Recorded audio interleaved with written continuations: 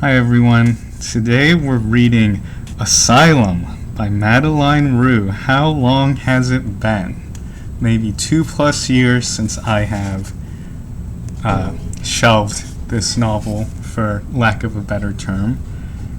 Last I remember we're on chapter 32.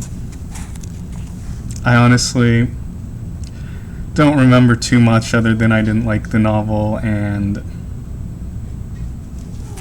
yeah. But might as well finish what we start, so let's get right into it.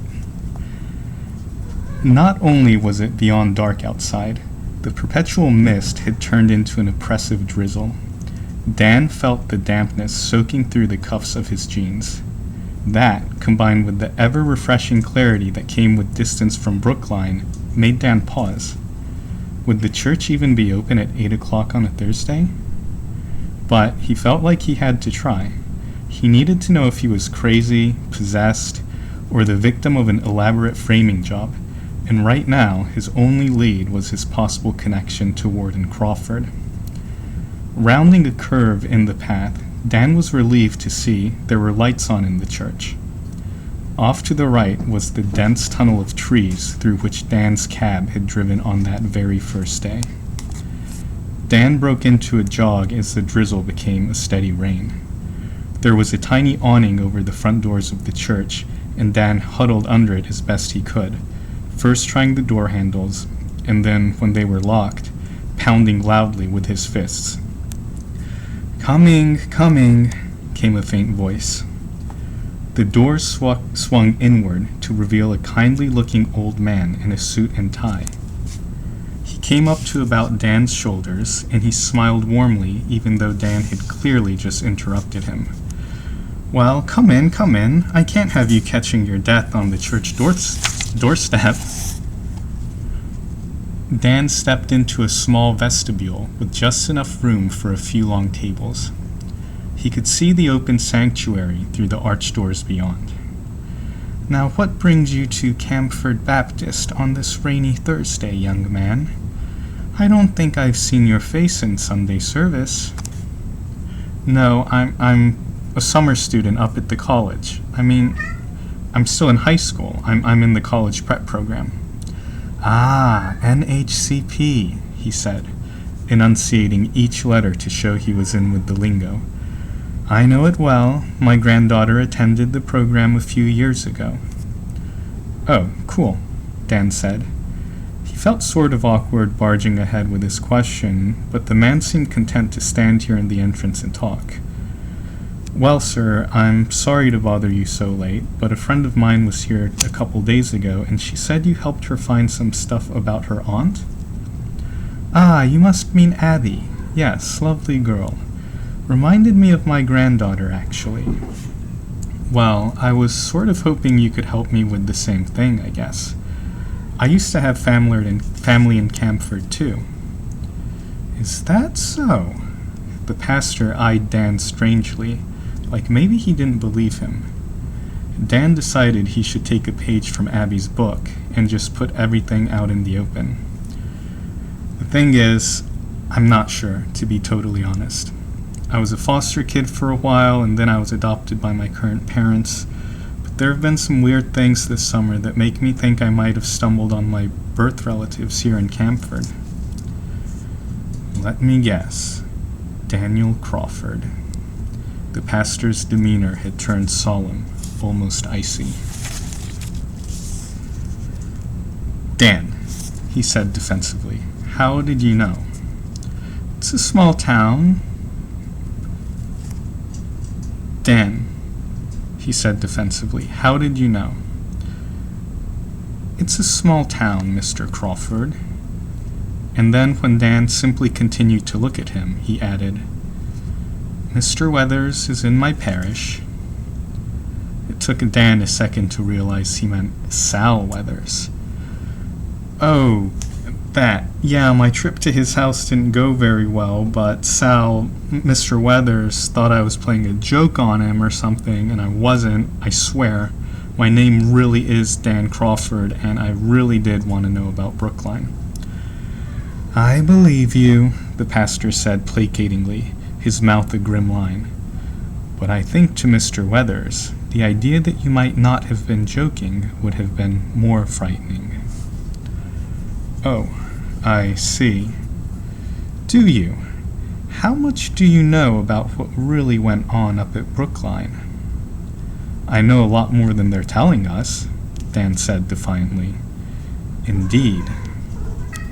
It was almost like they were in a poker game, each of them trying to guess at what the other already knew. Finally, the man sighed. If their talk was a game, he was folding. "Well, I admit I was just a boy myself when Warden Crawford took over the asylum, but the rumors of what happened under his regime are legend. Inhuman conditions at the best of times, torturous experiments at the worst. Not exactly memories we townsfolk are eager to relive." Dan slumped, feeling chastised. "I do remember the warden's family, though," the pastor continued, and Dan snapped to attention. "Oh yes, he had a family, no wife or kids of his own, but the Crawford boys were Camford natives, and Daniel was the oldest of the three. By the time he returned from medical school to take on the role of warden at Brookline, his younger brothers were set up here as an auto mechanic and a clothing salesman. Daniel always was the smartest child." The pastor was staring off into the middle distance, recalling these details from a long-forgotten place. The mechanic, Bill, had a wife who just had a baby boy when the asylum was closed. That would have been in, 72? Wasn't long after that, before all the Crawfords left Camford, run out of town in shame. Why? No, it was a regular witch hunt.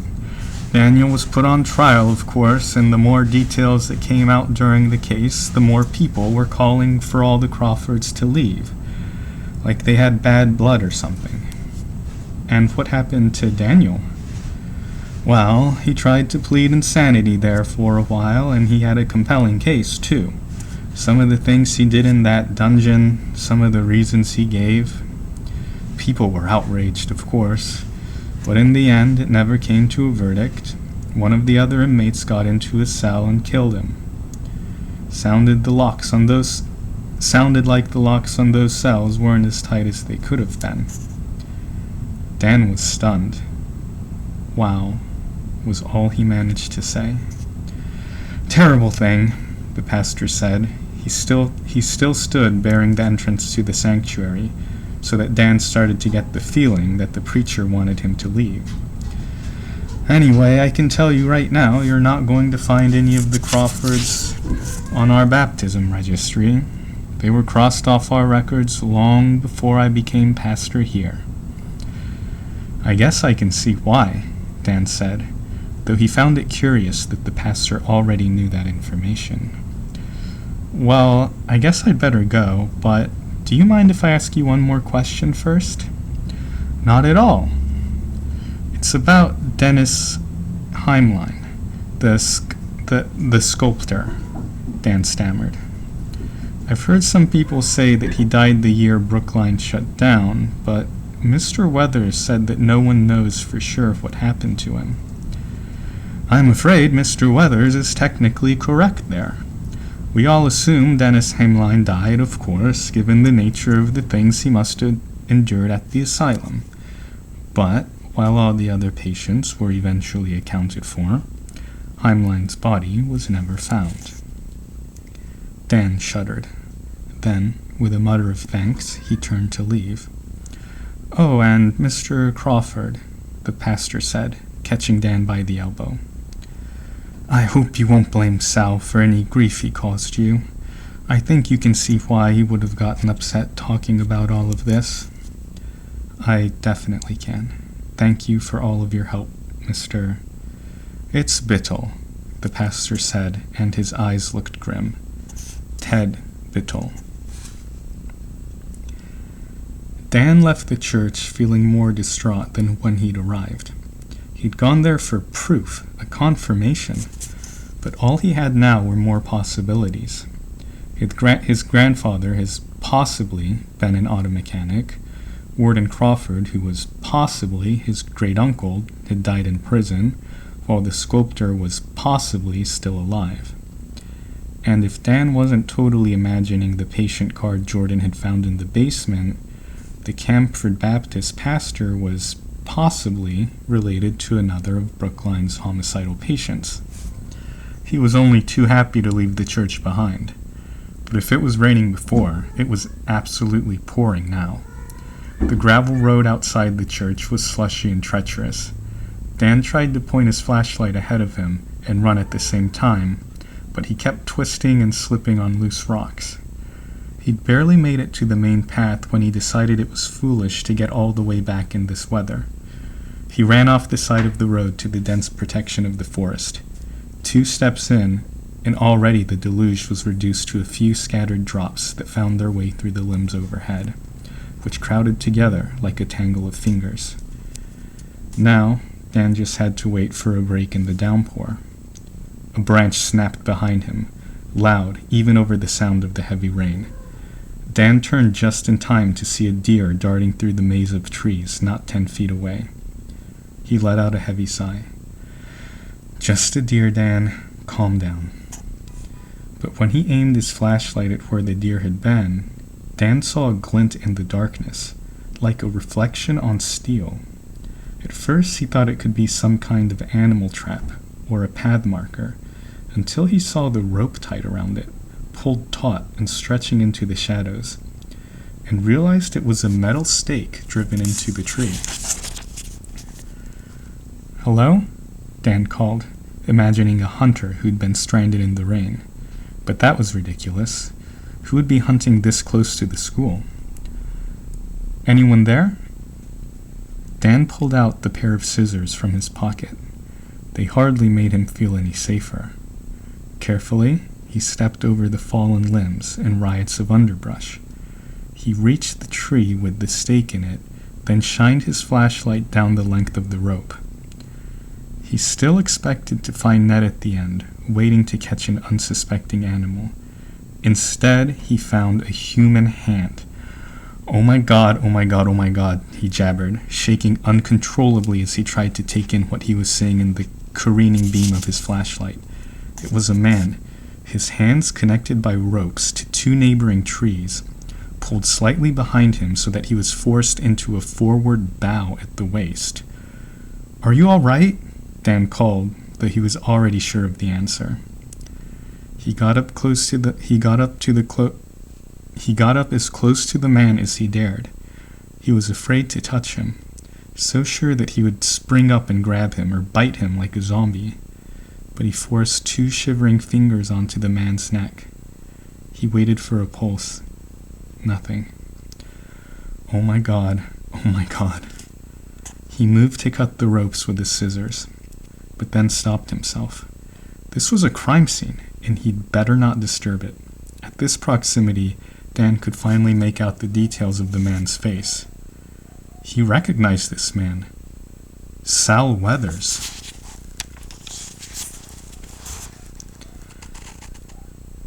Chapter 33.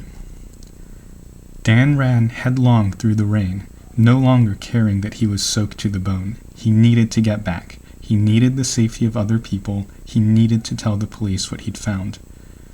"But they'll suspect you. You know they will." Dan pulled up short, a final sprint away from the front doors of Brookline. It was true. They would. They would think he did it. Hadn't Mr. Biddle just told him that Sal Weathers was spreading news around town of his little visit? And wouldn't Officer Teague find it more than coincidental that once again Dan was the first at the scene of a crime?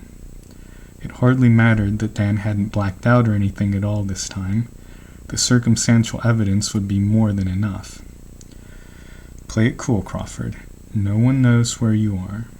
Oh God, in his panic, he dropped his scissors back in the forest. Should he go back and get them? No, too late. He waited for his pulse to slow as much as it possibly could, barely even noticing the rain by now. With a last deep breath, he jogged through the front doors at exactly the pace any other student might run in from the rain. 2nd floor, 3rd floor, 3808. Dan opened the door to his room as calmly as he could, then slammed it closed when he realized Felix wasn't home. Thank God. You're fine. Everything's going to be fine. Dan dried himself with a towel, still shaking violently, then slapped his face with both hands, trying to think of what to do next. Where did you go? What's your alibi? Will anyone think to ask Mr. Biddle if he saw you? Mr. Biddle. Relative of a murderer. Could he have been the copycat all this time? What was he doing at the church tonight with the doors locked anyway? Why had he wanted to keep Dan out of the sanctuary? Oh God, Dan thought he was going to be sick. A sudden pounding at the door nearly gave him a heart attack. Who is it?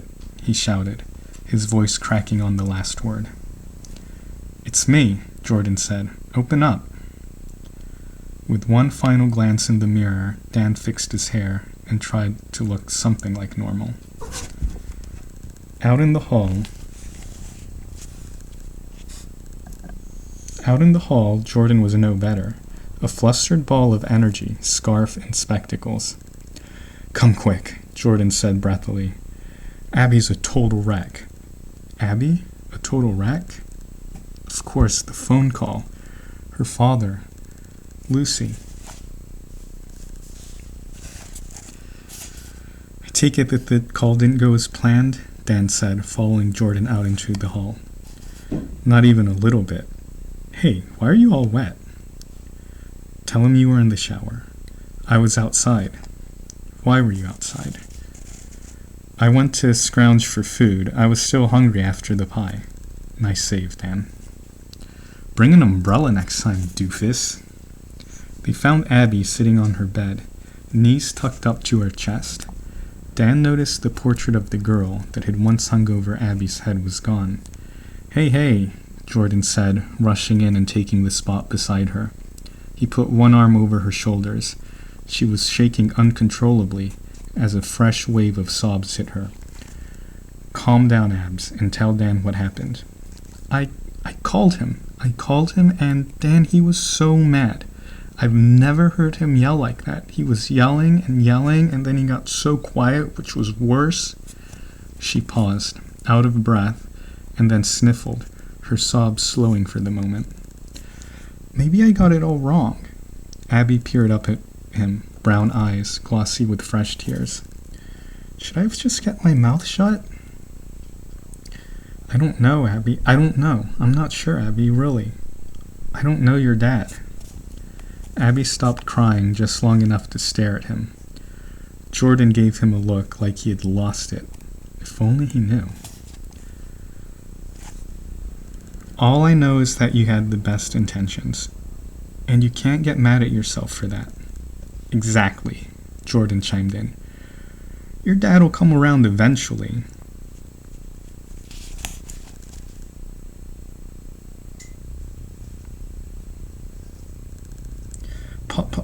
Pop's refusing to talk about it again.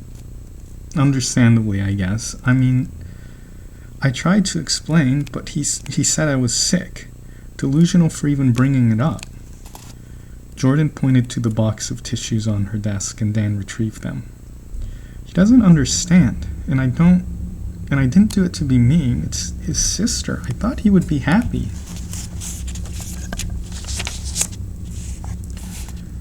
Abby took a tissue and started shredding it. You tried, Jordan said gently.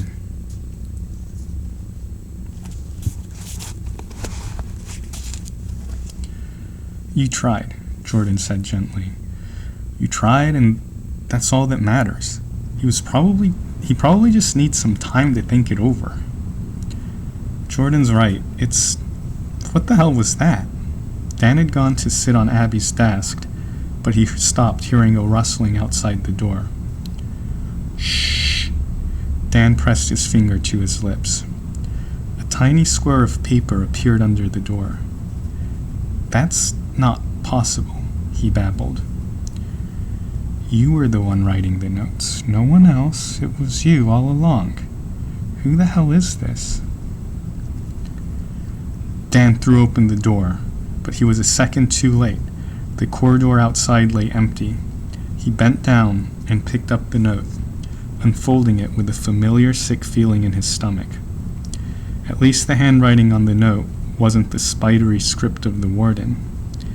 Dan hadn't completely lost it. "What does it say?" Jordan asked from the bed. Dan read the note. "It's time for treatment. Come to the basement at midnight."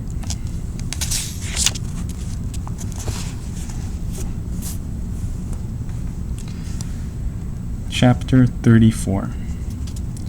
"Dan, this is ridiculous," Abby whispered urgently. "Why are we going down to the basement if there's someone dangerous down here?" She and Jordan were trailing him on his warpath to the old wing. "You and Jordan don't have to come. In fact, you probably shouldn't, but I have to do this. I have to confront him." "I, for one, am not going back down there," Jordan said. "And for the record, I think you're nuts for even considering it. Please, can we just go to the cops with this?" "No," Dan growled, scaring all three of them. "No, I can't. You have to let me go. I'm not asking you to join me." "And I'm not letting you go alone," Abby said stubbornly. She shot Jordan a look, but he just put his arms up to his... She shot Jordan a look, but he just put his arms up to say his hands were tied. "Seriously, you guys, I love you both, but I just can't do it. I wish you'd listen to reason and stay out here with me." They'd reached the door to the warden's office. It was unlocked, just as Dan had expected. Whoever had sent him the note was already down here. "It's fine," Dan said, pulling open the door and taking one step inside. "This isn't your fight anyway, Jordan. It's mine."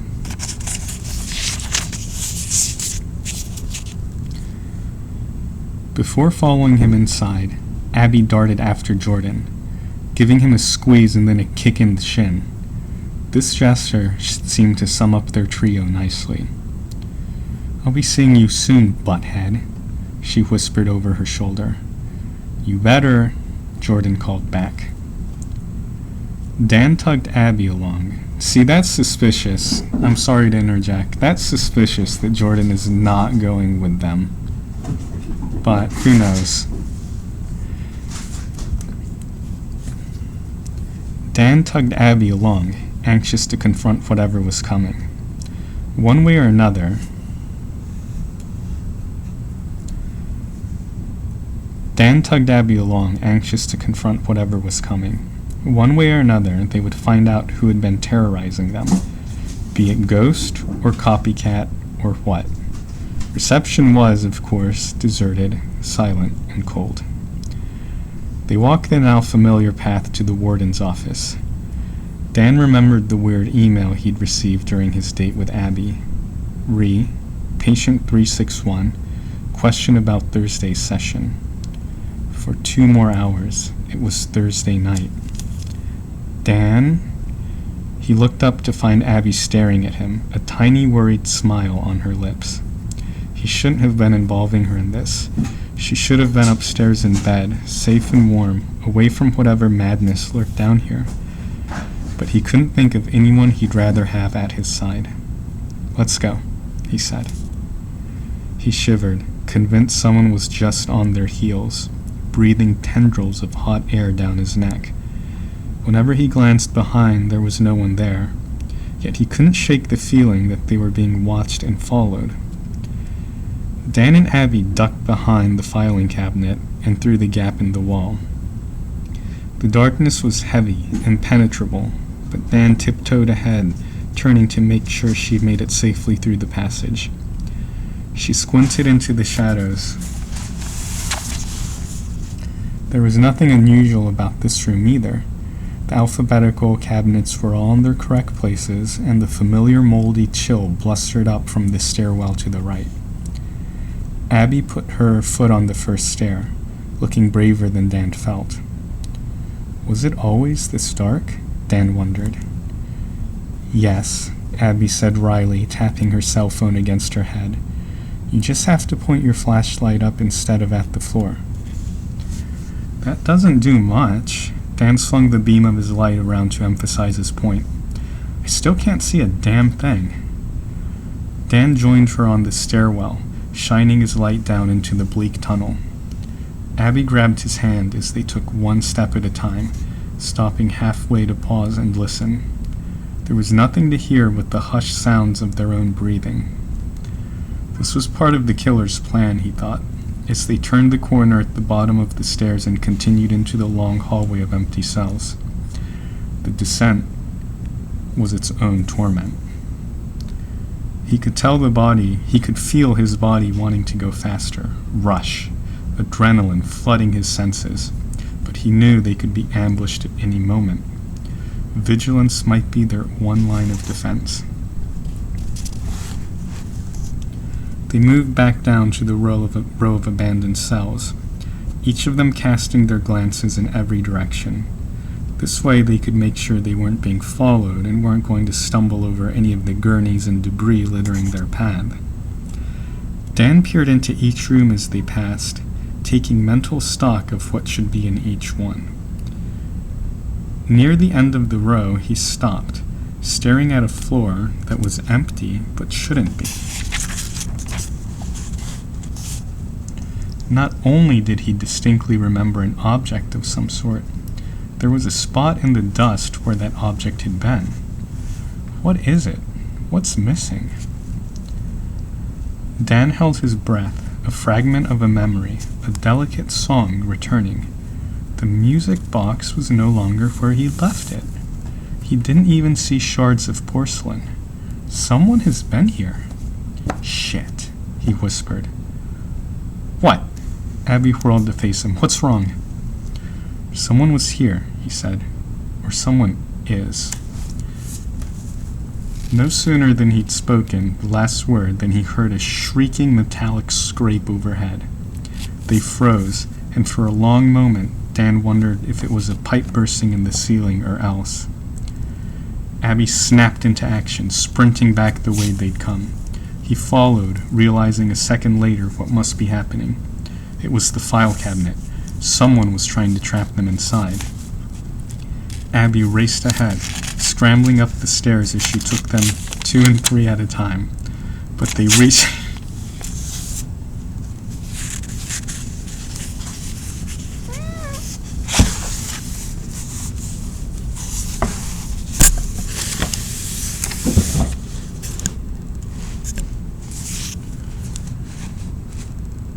Abby raced ahead, scrambling up the stairs as she took them 2 and 3 at a time. But they reached the top too late. The cabinet was already blocking their way out. Abby ran over and shoved herself against the cabinet, scrabbling for purchase with her fingernails. Dan could hear her gulping for air just above the deafening thunder of his own pulse. Trapped. They were trapped, locked up in the dark of their final cell. No, they couldn't be trapped. Dan thought of Jordan out there, first hoping for a savior, and then wondering darkly if Jordan was the one who had done this. Dan could hardly trust his own mind. It stood to reason that his friends were no better. "Come on, help me!" Abby grunted, giving another push with her shoulder. "Who's out there? Stop being a coward and show yourself," Dan shouted. He moved to Abby's side, adding his own strength to hers, but the cabinet wouldn't budge. He beat his fists against the metal, shouting, "Let us out! Let us out!" until his voice went hoarse. He heard Abby suck down a shuddering breath before collapsing in tears against the wall. She checked her cell phone. "No reception," she said, wiping a tear out of her eyes. "Who would do this, Dan?" "Shh! I hear something." They fell silent and listened. Behind the cabinet, Dan distinctly heard the shuffling of footsteps. He thought he heard a click, maybe the soft tap of a woman's heel, but then nothing. They listened as the footsteps moved away from the office and became faint. Abby pushed against the cabinet one more time, digging her legs into the ground, but it seemed to have been wedged into place from the other side. Dan aimed a kick at the cabinet and then stumbled backward, grabbing for the wall to keep from falling over. I can't believe it. Why would he lead us down here just to trap us inside? Unless he has further plans and he needed us out of the way. Who's he? Abby said. You're really scaring me, Dan. Let's just give ourselves a second to catch our breath, and then we'll try to push it again together, okay? Dan nodded. She was right. Panicking wouldn't help anything. They'd get out of here, and they'd punish Dennis, or whoever was copying him, once and for all. Then Dan heard a sound like the soft scrape of shoe over wood. It was coming from the stairs behind them. What was... But he didn't get to finish his question. A dark shape emerged, hurtling toward them. He heard a hollow thud, and Abby toppled into his arms. Dan's last thought before he fell was of her. How pretty she looked just then, poised as if dancing, her lips parted, and her dark braid coming undone. Then he felt the blow on the back of his head.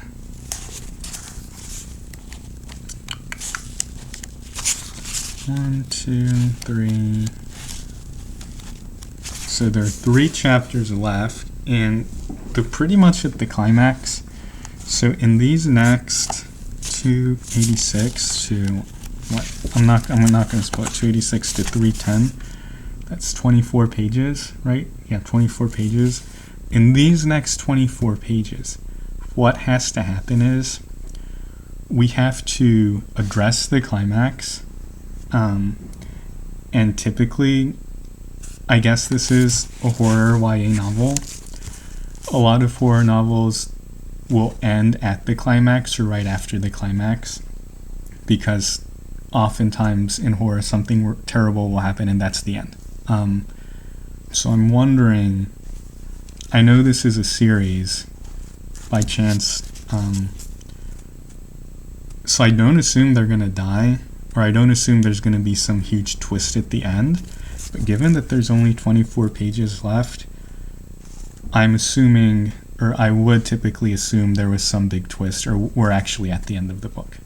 And the climax is the end, instead of the climax and then, a chapter or 2 going back to normal. Anyways, that was it for this time. Thank you so much for reading with me.